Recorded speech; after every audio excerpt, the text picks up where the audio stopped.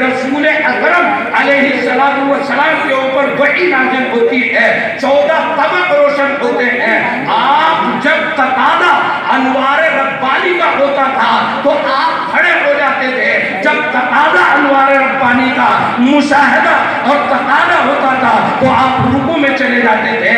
آپ انوار ربانی کے متطلبات کو، مقتضیات کو سمجھ رہے تھے، اور آپ کے لیے قانون ہے، اس لیے کہ آپ انوار ربانی کا مشاہدہ نہیں کر رہے ہیں۔ الحمدللہ کفا وسلام علی عبادہ الذین اصطفى وبعد اعوذ باللہ من الشیطان الرجیم بسم اللہ الرحمن الرحیم واللہ اخرجکم من بطون امہاتکم لا تعلمون شیئا وجعل لکم السمع والابصار والافئدہ لعلکم تشکرون۔ حضرات محترمین، عزیز طلبہ، اہمیت کے حامل، دور دراز قرب جوار سے آئے ہوئے مہمانان کرام، ہم تمام یہاں پر اللہ رب العزت کی وحدانیت، جناب رسول اکرم صلی اللہ تعالی علیہ وسلم کی رسالت، علوم نبوت، علم و عرفان، اس نسبت پر اکٹھے ہوئے ہیں اور جمع ہوئے ہیں۔ حضرت سیدنا آدم علیہ السلام سے حضرت سیدنا عیسیٰ علیہ السلام تک انبیاء علیہ السلام آتے گئے، اللہ رب العزت کے احکام نازل ہوتے گئے اور جزوی طور پر ان میں ترمیم ہوتی رہی۔ آخر میں امام الانبیاء جناب محمد رسول اللہ صلی اللہ تعالی علیہ وسلم ہیں، غار حرا ہے، اور بخاری شریف میں آپ نے جملہ پڑھا ہے کہ یتحنث، رسول اکرم صلی اللہ تعالی علیہ وسلم صرف اور صرف عبادت کے لیے اعتکاف کے انداز پر غار حرا میں ہے۔ آسمان سے فرشتہ نازل ہوتا ہے اور قرآن مقدس کے نزول کا آغاز ہے۔ رسول اکرم صلی اللہ علیہ وسلم کی رسالت کا اعلان پہاڑوں کی بلندیوں سے کیا جا رہا ہے، اور چند آیات قرآنی نازل ہوئی، بألفاظ دیگر رسول اکرم صلی اللہ تعالی علیہ وسلم کی رسالت کا اور ختم نبوت کا اعلان کر دیا گیا۔ آپ خاتم النبیین بھی ہیں اور خاتم الشرائع بھی ہیں۔ آپ کے لیے جو شریعت نازل ہوئی وہ آخری شریعت ہے، وہ آخری قانون ہے۔ رسول اکرم صلی اللہ تعالی علیہ وسلم، میں طلبہ دور حدیث شریف کی خصوصی طور پر توجہ چاہوں گا۔ آپ کو میدان عمل میں نکلنا ہے، چند باتیں آپ کے گوشے گزار کرنی ہے۔ رسول اکرم صلی اللہ علیہ وسلم کے یوں تو ہر دور رسول اکرم صلی اللہ علیہ وسلم کا ہے، آج بھی رسول اکرم صلی اللہ علیہ وسلم کا نور، آپ کی شریعت سارے عالم کے لیے ہے اور ہمیشہ رہنے والی ہے۔ مگر رسول اکرم صلی اللہ علیہ وسلم کی زندگی، مکی زندگی اور مدنی زندگی، دو ادوار پر منقسم ہے۔ کبھی کبھی میدان عمل میں جانے کے بعد ہم سے غلطی یہ ہوتی ہے کہ دور کسی جگہ پر، احوال کسی جگہ کے مکی زندگی کے متقاضی ہوتے ہیں اور ہمارا کردار مکی زندگی کا ہوتا ہے، کہیں اس کا برعکس ہوتا ہے۔ آپ کو غور کرنا ہے میدان عمل میں کہ کن احوال سے ہم گزر رہے ہیں، یہ دور مکی دور ہے یا مدنی دور ہے، اور اسی طرح آپ کو میدان عمل میں عمل کرنا ہے، کردار اور رول پلے کرنا ہے۔ آپ جو ہے، آپ دیکھیں کہ رسول اکرم صلی اللہ علیہ وسلم، آپ کی رسالت سے بڑی کوئی رسالت اس دنیا میں نہ آئی ہے نہ آنے والی ہے۔ آسمانوں کی بلندیوں اور زمین پر ظاہری طور پر بھی پہاڑوں کی بلندیوں سے آپ کی نبوت کا اعلان کیا گیا۔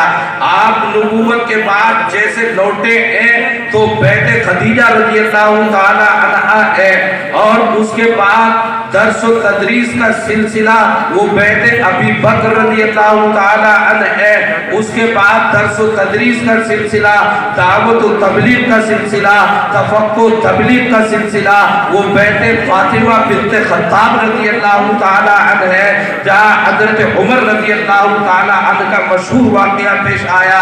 اس کے بعد محصور ہو گئے اور شعب ابی طالب میں وہاں پر جو ہے درس و تدریس کا سلسلہ، دعوت و تبلیغ کا سلسلہ جاری رہا۔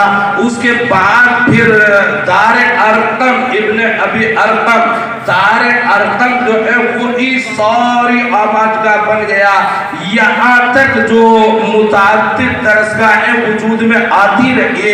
کیا مرحلے تھے اور کیا احوال و قواعد تھے، ذرا استحضار مقصود ہے، استحضار مقصود ہے۔ میں تفصیل میں جانا نہیں چاہتا، حضرت محترم صاحب دعوت برکاتہم العالیہ تشریف فرما ہے، مگر میں آپ کی توجہ مبذول کرانا چاہتا ہوں کہ یہ مکی دور ہے، ان درسگاہوں کے احوال پر ذرا ایک نظر ضرور ڈالتے رہیے، ہمیشہ ضرور ڈالتے رہیے۔ آگے بڑھیے، پھر مدینہ منورہ کا دور ہے، رسول اکرم صلی اللہ تعالی علیہ وسلم ہے، مسجد نبوی ہے، صف نبوی ہے، اور ایک دوسرے انداز پر گویا مدارس کا اور دعوت و تبلیغ کا اور میدان عمل کا آغاز ہوتا ہے۔ ریاست مدینہ وجود میں آ چکی ہے اور پھر وہاں سے ہر چہار جانب سمرقند و بخارا اور کوفہ و بغداد تمام سے گزرتے ہوئے وللہ الحمد یہ علم نبوت اس ہندوستان کے اندر پہنچا، اور ہندوستان میں متعدد جگہوں پر اللہ رب العزت نے جیانے پیدا فرمائے۔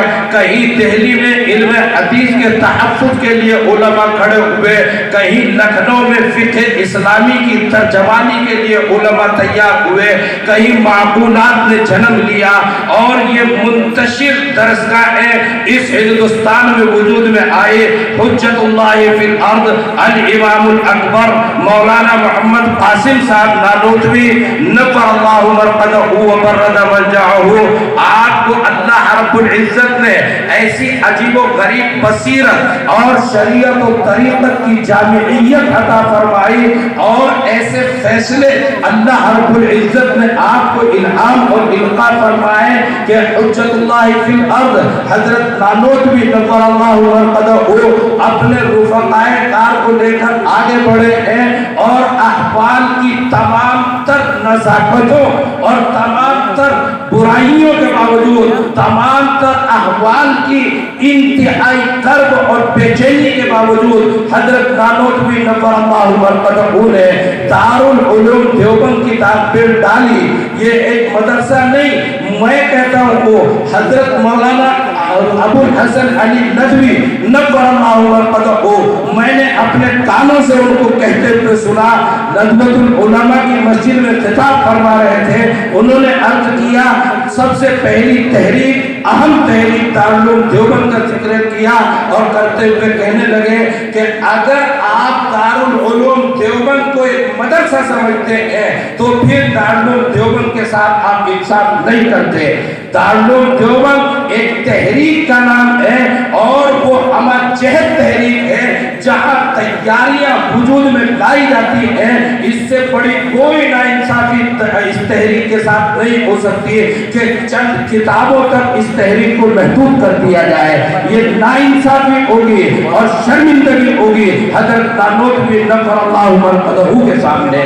الغرض یہ دارالعلوم دیوبند وجود میں آیا، اور یہاں حضرت نانوتوی نفر اللہ مرقدہ، حضرت مولانا محمد یعقوب صاحب نانوتوی نفر اللہ مرقدہ، حضرت مولانا رشید احمد گنگوہی فقیہ النفس نفر اللہ مرقدہ، اور حضرت شیخ الہند علیہ الرحمہ، اور اس کے علاوہ رفقائے کار، ان کی محنتیں آگے بڑھتی رہی، اور پھر علماء ایک نہیں ایک بڑی تعداد ملک کے ہر گوشے میں آپ کو ان کی خدمات نظر آئیں گے، وہ پیدا ہوتے رہے، سلسلہ آگے بڑھتا چلا گیا۔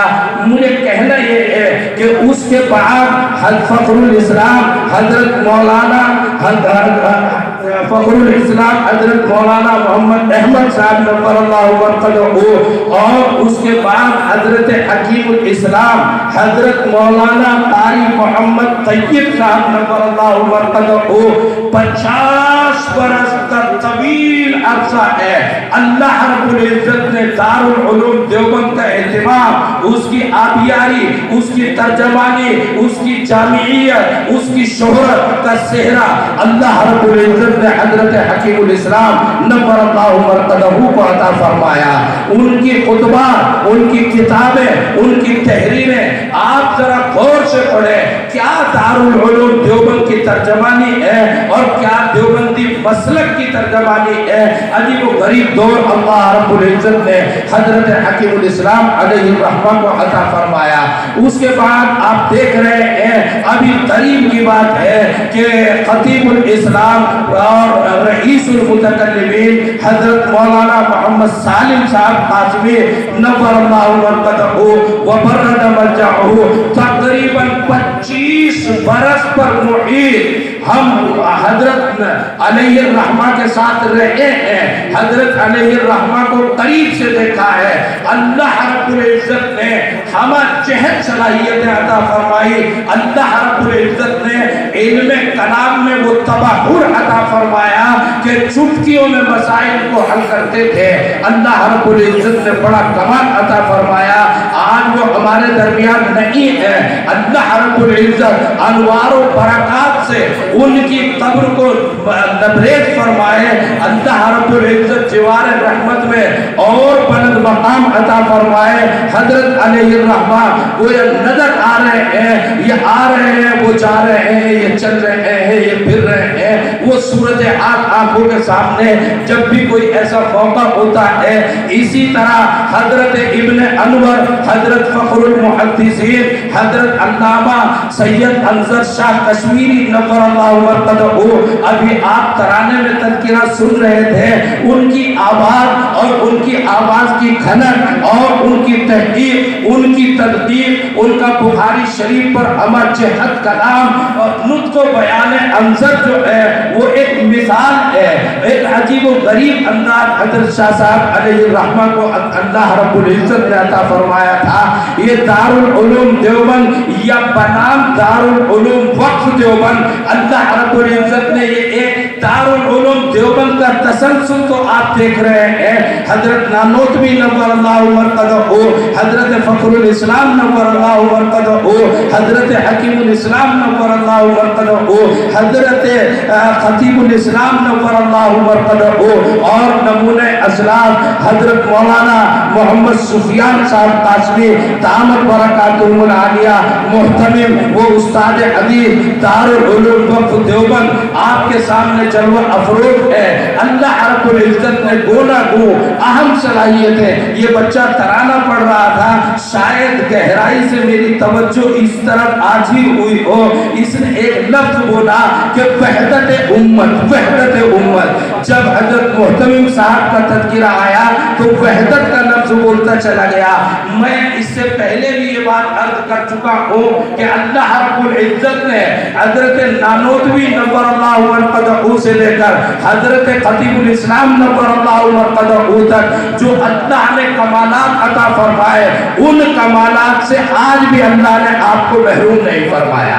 آج بھی اللہ رب العزت نے اس کا عکس حضرت محتمم صاحب دامت برکاتہم کی شکل میں آپ کو عطا فرمایا ہے۔ حضرت محتمم صاحب کی دعائیں، حضرت محتمم صاحب کی توجہ، حضرت محتمم صاحب کا آپ کے تعلق سے ایسا گہرا، ایسا گہرا تعلق اور غور و فکر اور تدبر کہ کس طرح آپ جو ہے میدان عمل میں آئے اور آپ کو اللہ رب العزت ترقیات سے سرفراز فرمائے، اس کے لیے جفا کشی اور محنت اور جد و جہد اور ناسپاسی ہوگی کہ میں آئندہ کے لیے امید نہ رکھتا چلوں، اللہ جانے۔ لیکن اللہ رب العزت نے حضرت نائب محتمم دارالعلوم وقف دیوبند کے استاد حدیث اور نائب محتمم محترم مولانا ڈاکٹر محمد شکیب قاسمی، اللہ رب العزت ان کی عمر دراز فرمائے، صحت و تندرستی کے فیصلے کرے اور ان کو قوت عمل اور زیادہ عطا فرمائے۔ طلبہ عزیز خوب جانتے ہیں کہ ہمہ جہت جو ترقیات دارالعلوم وقف دیوبند میں آپ کو نظر آ رہی ہے، ان تمام میں اہم حصہ محترم مولانا ڈاکٹر محمد شکیل قاسمی دامت برکاتہم کا ہے۔ مجھے کچھ باتیں آپ سے 2-4 منٹ کے لیے عرض کرنی ہے۔ اس سے پہلے مہمان جو یہاں پر تشریف فرما ہو ان کو توجہ دلانا چاہوں گا کہ وللہ الحمد جس دارالعلوم وقف دیوبند میں آپ اکٹھے ہیں اور جمع ہیں، یا دارالعلوم وقف دیوبند میں شعبہ ناظرہ الف باتا سے تعلیم ہوتی ہے۔ ناظرہ بچہ جب پڑھنے بیٹھتا ہے، نورانی قاعدہ پڑھنے بیٹھتا ہے، تو نورانی قاعدہ قرآن کریم، حفظ، ناظرہ اور شعبہ تجوید یعنی قرآن کریم کے ابتدائی تمام درجات اور ان کی طرف پورے طور پر توجہ دی جاتی ہے۔ ابھی آپ نے جلسے انعامیہ میں دیکھا کہ 5 بچوں نے 6 بچوں نے ایک نشست میں پورا قرآن کریم سنایا اور متعدد اساتذہ اس کے لیے معمول رہے اور اساتذہ نے خود قرآن کریم ایک ہی نشست میں ان کا سنا۔ تو درجہ درجہ تجوید ہے، تمام شعبے یہاں پر، پھر عربی درجات میں جو دارالعلوم دیوبند کے قدیم شعبے ہیں وہ تمام شعبے، اور پھر ہزاروں طلبہ آج بخاری شریف پڑھ کر آخری درس سے لے کر یہ مولوی بننے جا رہے ہیں۔ اس کے بعد پھر دارالعلوم وقف دیوبند میں متعدد شعبے ہیں، شعبہ تفسیر ہے، تکمیل ادب ہے، افتاء ہے، تخصص فی الفقہ والافتاء ہے، اور اسی طرح حجت الاسلام اکیڈمی ہے۔ اکیڈمی میں بھی طلبہ تصنیف و تعلیم کے لیے داخلہ لیتے ہیں اور متعدد طلبہ شعبہ اکیڈمی سے فراغت حاصل کرتے ہیں۔ ہمارے پھر خصوصیت کے ساتھ یہاں پر تخصصات کے طلبہ کو مقالے لکھنے کے لیے دیے جاتے ہیں، اور ان طلبہ کو مقالے آپ سمجھو کہ چھوٹی چھوٹی کتابیں کسی عنوان پر ان سے لکھوائی جاتی ہیں اور وہ پورے سال کتابیں لکھتے رہتے ہیں۔ چونکہ مولوی ہو کر آگے ہیں، وہ پورے طور پر جانتے ہیں کہ کس طرح لکھنا ہے، یا ان کو سکھایا جاتا ہے کہ کس طرح لکھنا ہے۔ وہ چھوٹی چھوٹی پوری کتابیں لکھتے رہتے ہیں، اور پھر ان کے لیے حجت الاسلام اکیڈمی کی طرف سے محاضرے منعقد کرائے جاتے ہیں۔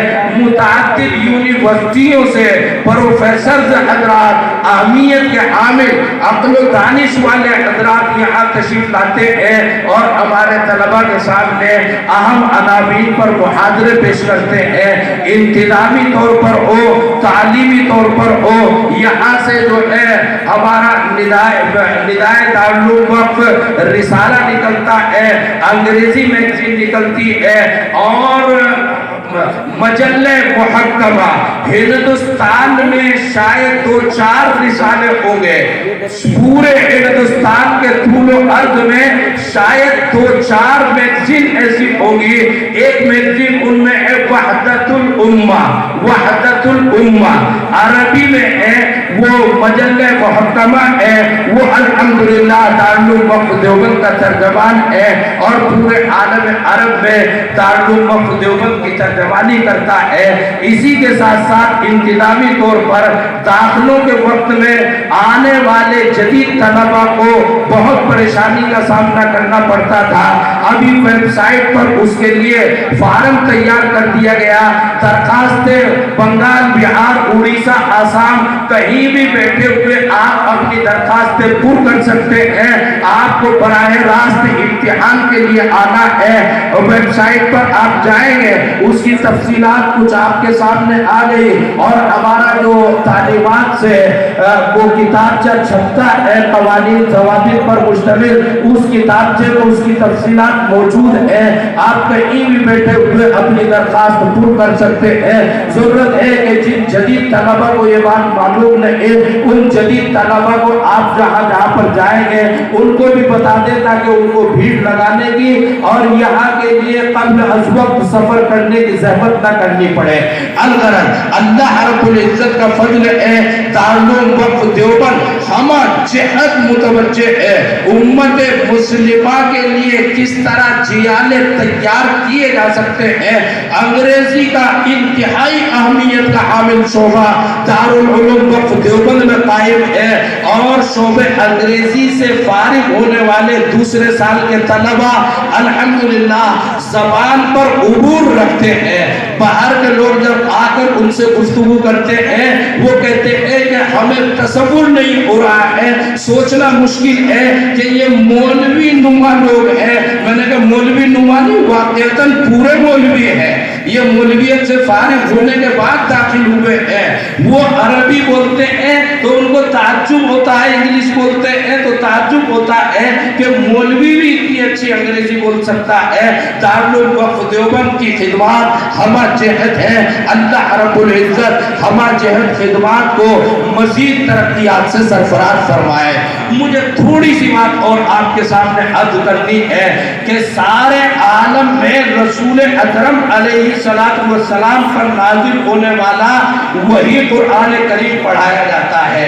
دارالعلوم دیوبند میں کوئی دوسرا قرآن کریم نہیں پڑھایا جاتا، وہی حدیثیں، وہی سیاہ ستہ، وہی دور حدیث کی 10 کتابیں نہ جانے دنیا کے کتنے خطوں پر پڑھائی جاتی رہی ہیں ہمیشہ سے۔ یہ کوئی بعد میں دین وجود میں نہیں آیا، یہ ایک تسلسل ہے۔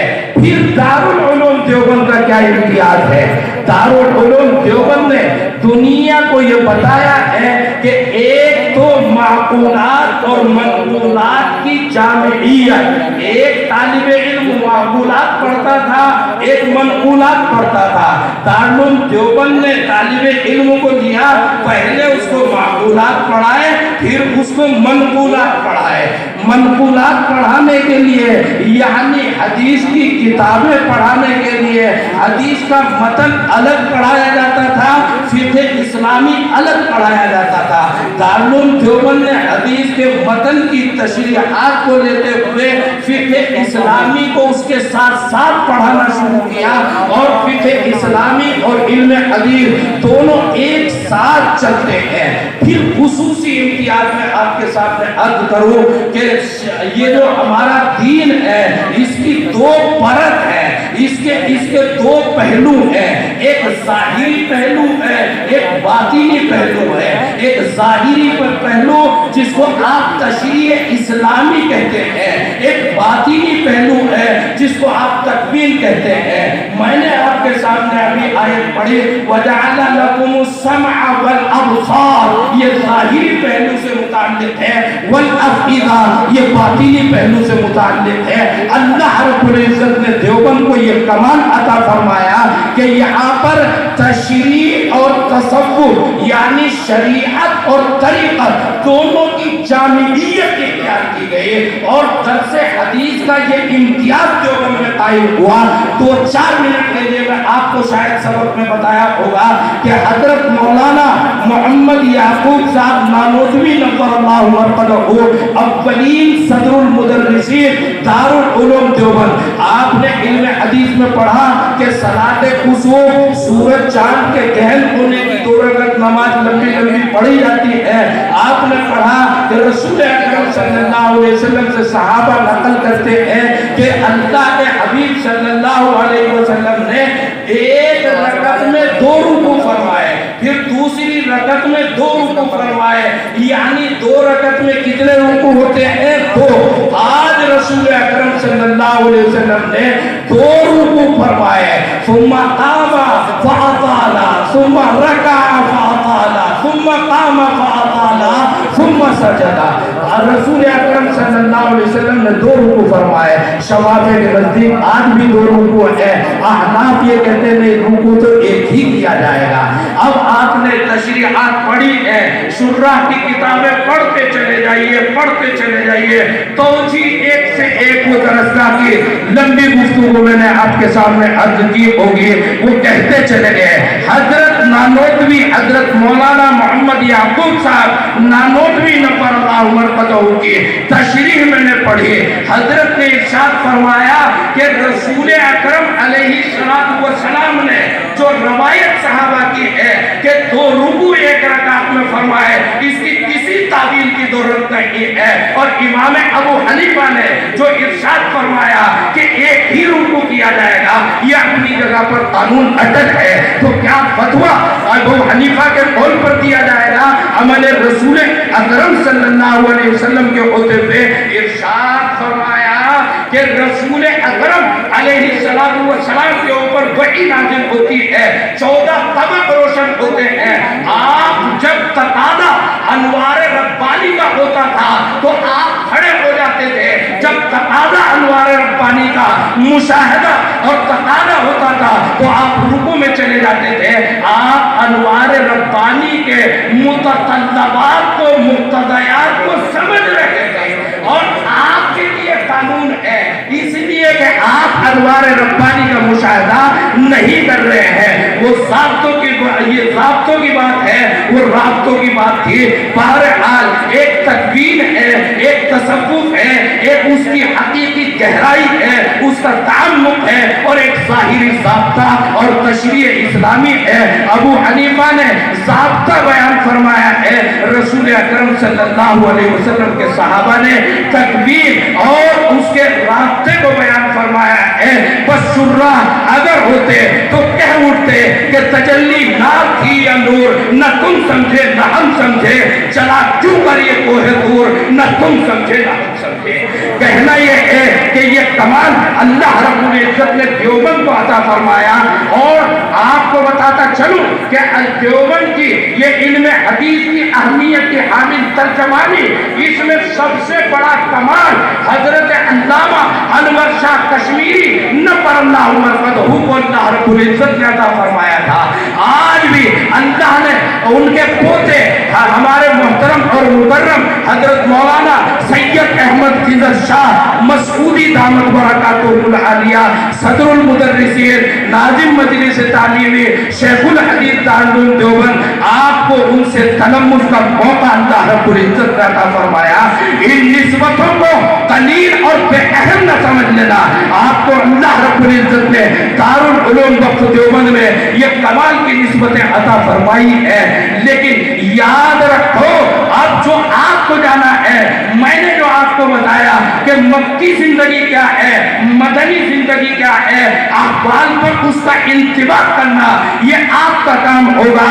آگ ہے، اولاد ابراہیم ہے، نمرود ہے، پھر کیا پھر کسی کا امتحان مقصود ہے، عجیب حالات ہیں، آپ سب سمجھ رہے ہیں۔ میں کہنا کیا چاہ رہا ہوں، حضرت محترم صاحب دامت برکاتہ العالیہ تشریف فرما ہے۔ میں طویل گفتگو اس لیے کر گیا جتنی طویل ہوئی کہ مہمان ادھر ادھر سے اور آنے والے تھے، دعاؤں میں شرکت کے لیے لوگوں کے فون آ رہے تھے کہ اتنے سویرے جو ہے دعا نہ ہو جائے، حضرت محترم صاحب کی دعا سے ہم محروم رہ جائے۔ ہر جانب سے فون یہ آ رہے تھے کہ بارش کا موسم ہے، ذرا سا تاخیر کیجئے، ذرا سا تاخیر کیجئے۔ ہم دارالعلوم وقف دیوبند میں اپنے مکرم مہمانوں کا استقبال کرتے ہیں۔ دارالعلوم وقف دیوبند آپ کے آنے پر آپ کو مبارکباد کہتا ہے۔ اللہ کرے آپ کے بچے ہمیشہ کامیاب ہوں اور ملت اسلامیہ کو اللہ بھرپور کامیابی عطا فرمائے۔ 2-3 باتیں میں آپ کے سامنے عرض کر دوں کہ سب سے پہلے یہاں پر 2 کتابوں کا آج سبق ہے، ایک درس مسلسلات ہے اور ایک بخاری شریف کی تکمیل ہے، آخری درس ہے۔ حضرت مولانا سید احمد خضر شاہ مسعودی دامت برکاتہ دور حدیث شریف کے طلبہ کو معلوم ہے کہ کچھ دنوں سے حلیل چل رہے ہیں۔ آج بھی بہت کوشش کی کہ وہ تشریف لائے، مگر ڈاکٹروں نے قطعی طور پر اجازت نہیں دی، وہ تشریف نہیں لا سکے۔ حضرت محترم صاحب یہ مسلسلات کا درس دیں گے، حضرت محترم صاحب یہ بخاری شریف کے تعلق سے خطاب فرمائیں گے، انہی کی دعاؤں پر آج تکمیل ہوگی۔ یعنی آپ یوں سمجھئے کہ حضرت شاہ صاحب دامت برکاتہ تشریف نہیں لائے، لیکن اجازت حدیث دینے کے لیے انشاءاللہ جس دن بھی موقع میسر آئے گا انشاءاللہ وہ ضرور تشریف لائیں گے اور اجازت حدیث آپ کو دیں گے. 2-3 نکاح جو ہے دعا سے پہلے ہوں گے, لیکن نکاح والے لوگ جو ہے قریب میں آ کر بیٹھا ہے. اس کے ساتھ ساتھ بہت سے لوگ یہاں پر ایسے آئے ہوں گے جن کے بچے جو ہے آج فارغ ہو رہے ہیں, وہ دارالعلوم وقف دیوبند کا ظاہری طور پر بھی ویسے تو آپ سے دعائیں مطلوب ہیں, لیکن ظاہری طور پر بھی آپ تعاون کرنا چاہتے ہوں گے تو ادھر باب انور ہے جو مین گیٹ ہے, باب انور ادھر سے ہوٹلوں کی طرف سے آپ آتے ہیں, وہاں پر مفتی فراز صاحب نے رسیدیں رکھوا رکھی ہیں, لوگ وہاں پر بیٹھے ہوئے ہوں گے. تو دارالعلوم وقف دیوبند کا جو حضرات تعاون کرنا چاہیں اور کیوں نہ کرنا چاہیں, ہر ایک کو غیرت و اہمیت ہونی چاہیے.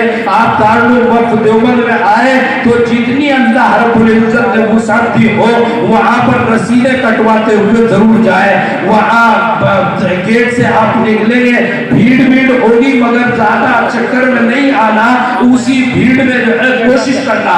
برابر میں غلہ بھی رکھا ہوا ہے, جو حضرات جو ہے رسید کی ضرورت نہیں وہ اس غلے میں جو ہے اپنا تعاون ڈالتے ہوئے چلے. خیر کہنا یہ ہے کہ آپ دارالعلوم وقف دیوبند میں آئے ہیں, انشاءاللہ امید ہے کہ اللہ تعالیٰ آپ کی دعاؤں کو قبول فرمائیں گے. اصل ہمیں دعائیں کرنی ہے, آخری درس ہے اور اس درس کو غور سے سننا ہے, دعا تک اطمینان کے ساتھ بیٹھنا ہے. دعا کے بعد میں نے پھر توجہ دلا دوں, یہ سامنے کی صف والے تمام طلبہ زنجیرہ بنا کر کھڑے ہو جائیں. یہاں پہلی صف میں حضرت کے سامنے سے ذرا سا پیچھے کو ہٹ کر کھڑے ہو. اس دروازے سے مسافے کے لیے آئیں گے, اس دروازے سے مسافے کے لیے آئیں گے اور بزرگ پانی لیتے ہوئے جو ہے اس دروازے سے چلے جائیں گے. تو اس طرح جو ہے باہر سے لائن لگائیں گے. دارالحدیث میں اندر سے کوئی مسافے کے لیے آگے کی زحمت نہ کرے, ادھر باہر سے لائن لگائیں گے برآمدے سے اور یوں اس گیٹ سے آئیں گے اور اس گیٹ سے جو ہے مسافہ کرتے ہوئے نکل جائیں گے. دوسری بات یہ ہے کہ مسافے کے وقت میں دیکھو ایک آدمی مسافہ کتنے لوگوں سے کرنا ہے, تو مسافے میں ہاتھ کو ہاتھ سے مس کرنا ہے, ہاتھ کو ہاتھ سے ملانا ہے, پکڑ کے ہاتھ جو ہے دیر تک رکنا نہیں ہے. اگر اس سنت کو آپ زندہ کرتے رہیں گے تو پھر ادھر سے فرض جو ہے وہ ترک ہوتا ہوا چلا جائے گا. لوگوں کا ازدحام ہے, اس لیے جو ہے آپ تقدیم الاہم علی المہم کا ضابطہ پیش نظر رکھیں, مسافے میں ہاتھ سے ہاتھ کو مس کرنے پر اکتفا کریں. اللہ رب العزت آپ کا ناصر و مددگار ہو. پھر عبارت پڑھنے شروع کریں.